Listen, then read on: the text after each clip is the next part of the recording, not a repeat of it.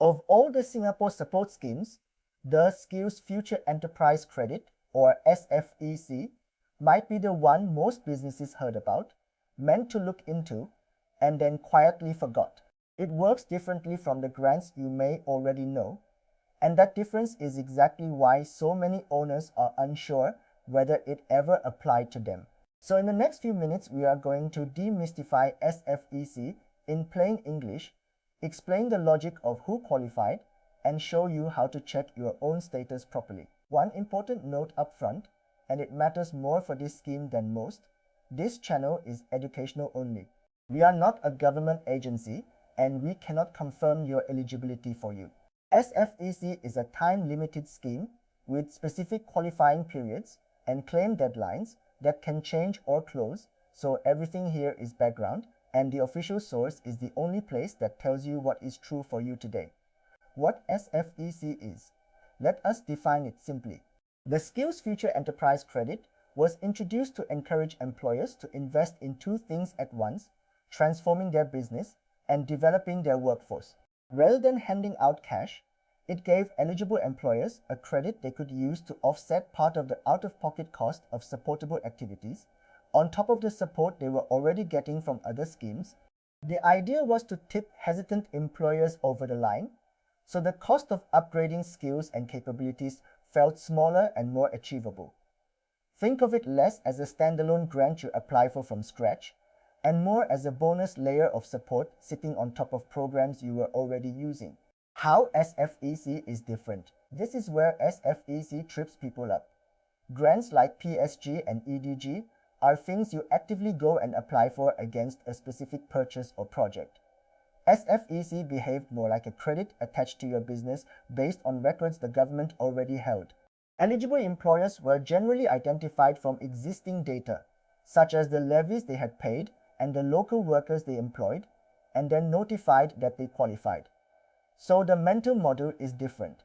Instead of asking what can I apply for, the SFEC question was closer to did my business already qualify, and if so, have I used the credit before the window closes? That shift in framing is the single most useful thing to understand about it. The time-limited catch. Now the part you cannot afford to skip. SFEC was never an open-ended, always available scheme. It had defined qualifying periods that decided who was eligible, and it had a claim window with a deadline by which the credit had to be used. Time-limited schemes like this open, get extended, and eventually close, and the dates have moved more than once. That means the most important action is not to take any date or status from a video, including this one, as current fact. By the time you're watching, the window may be open, extended, or already closed. The only reliable answer comes from checking the official source for the live status today. Please treat that as the rule, not a footnote. With that firmly in mind, let us walk through the shape of the eligibility logic, because understanding it is useful even when the exact thresholds change. SFEC eligibility generally turned on two ideas. First, that your business had been contributing to the skills system, typically measured through the skills development levy that employers pay. Second, that you employed a certain number of local workers, meaning Singapore citizens and permanent residents, consistently over a qualifying period. The thinking was to target genuine operating employers with local staff rather than dormant or paper companies. The precise levy amount, the headcount, and the qualifying months are all set by the authorities and have specific values that you must confirm officially rather than assume. How the credit worked. So how did the money actually work? SFEC provided a credit that covered a portion of the out-of-pocket expenses for supportable initiatives layered on top of the existing grant or co-subsidy. In practice, that meant after the usual support applied, SFEC could absorb a large share of what you would otherwise have paid yourself, up to the value of the credit your business had been allocated. There was a cap, because the credit was a fixed pot per eligible employer rather than an unlimited rebate. The exact percentage and the exact cap are figures you should read from the official source, but the principle is simple. It stretched the budget you had already committed to improving your business and your people. What it could support What kinds of activities did it apply to? Broadly, SFEC was meant to support both enterprise transformation and workforce capability. On the transformation side, that pointed toward initiatives that helped a business become more productive or move into new areas. On the workforce side, it pointed toward training and skills programs that develop your employees. The common thread was investment in getting better, not in day-to-day running costs. Because the list of supportable programs is defined officially and can be updated, the right move is always to check whether the specific course or initiative you have in mind is covered, rather than assuming it qualifies because it sounds related. To picture it, think about the two halves working together.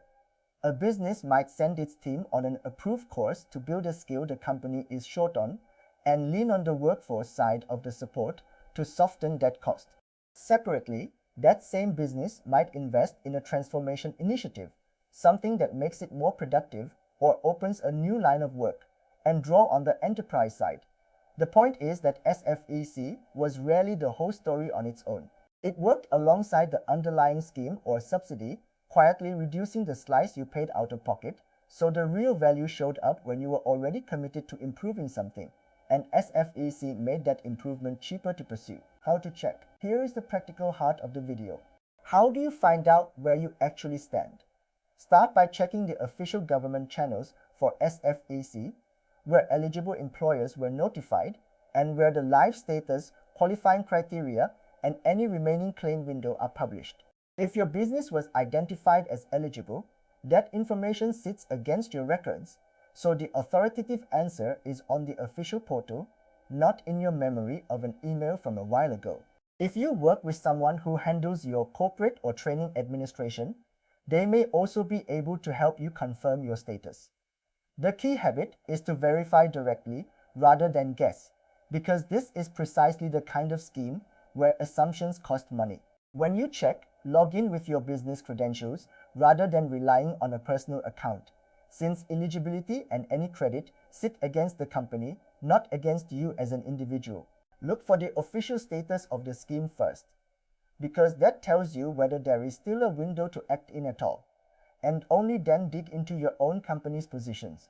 If the language on the portal is unfamiliar, note the exact terms it uses and search the official help pages for them, rather than trusting a forum post or an old article that may describe rules that have since changed.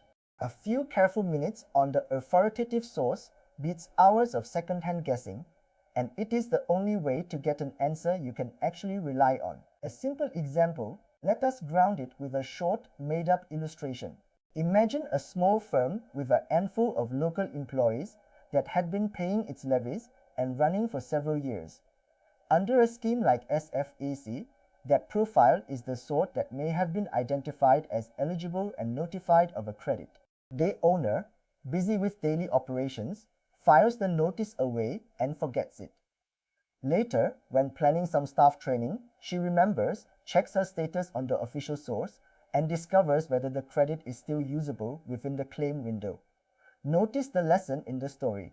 The credit did not chase her. She had to remember it existed and act within the time limit.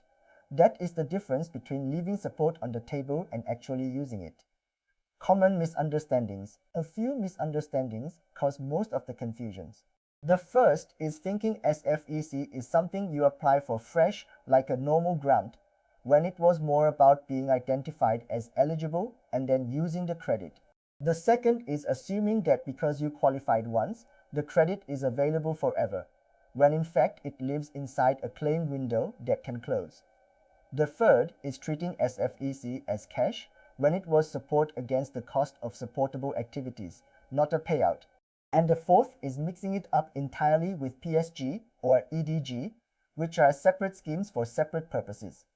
Clearing up those 4 points puts you ahead of most people who give up confused. What to do now? So what is the sensible action today? Do not assume in either direction. Do not assume you never qualified, and do not assume the credit is still sitting there waiting. Instead, go to the official source, confirm the current status of the scheme, check whether your business was eligible, and find out whether any claim window remains open. If it is open and you qualify, Plan a supportable initiative and use it properly before the deadline. If it has closed, take the lesson forward, because Singapore regularly introduces new support, and the businesses that win are the ones that check official sources early and act inside the window. Quick recap, let us pull it together. SFEC, the SkillsFuture Enterprise Credit, was a time-limited credit designed to help employers invest in transforming their business and training their people. It worked differently from PSG and EDG, attaching to eligible employers based on their levy contributions and local headcount rather than a fresh application. It covered a portion of out-of-pocket costs on supportable initiatives up to a capped amount, and it had a claim window with a deadline.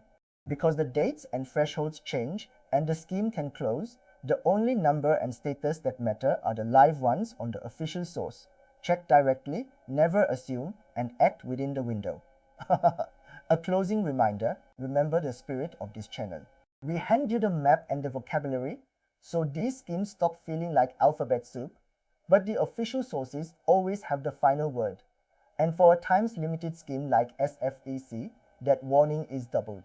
Nothing here is a promise that you qualify, that the credit is available, or that any deadline is still open. When you are ready, go to the official SkillsFuture and Enterprise Singapore channels, confirm the current status for your business, and decide from there. If this made SFEC clearer, subscribe for a new Singapore grant breakdown, and we will keep helping you understand the support before the window closes, not after.